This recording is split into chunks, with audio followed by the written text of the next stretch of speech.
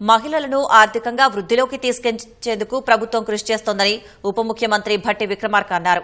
అందుకోసం ఏడాదికి 20,000 కోట్ల వడ్డీ లేని రుణాలు అందించనున్నట్లు తెలిపారు. 5 ఏళ్లలో 1,00,000 కోట్ల రుణాలు ఇవ్వడమే ప్రభుత్వ లక్ష్యమని స్పష్టం చేశారు. హైదరాబాద్ ఎల్బీ స్టేడియంలో క్రిస్టియన్ కౌన్సిల్ ఆఫ్ తెలంగాణ ఆధ్వర్యంలో నేషనల్ ప్రేయర్ డే వేడుకలు ఘనంగా నిర్వహించారు.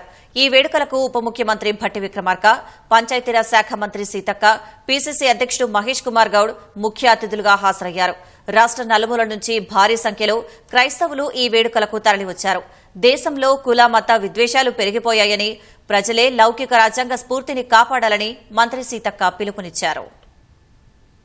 పేదరికంలో ఉన్నటువంటి వాళ్ళకి చేయూత నుంచి పైకి తీసుకొని రావటమే ఇందిరమ్మ రాజ్యం యొక్క ప్రధాన ఆశయం, లక్ష్యం కూడా.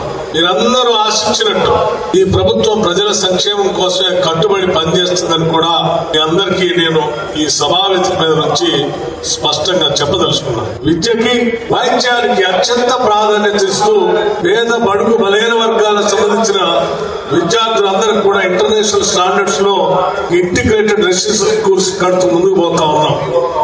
మాకున్నటువంటి అనేక రకాలైనటువంటి ఆర్థిక పరమైన ఇబ్బందులు ఉన్నప్పటికీ కూడా వాటన్నింటినీ అధిగమిస్తూ అనేక ప్రణాళికలు తయారు చేసి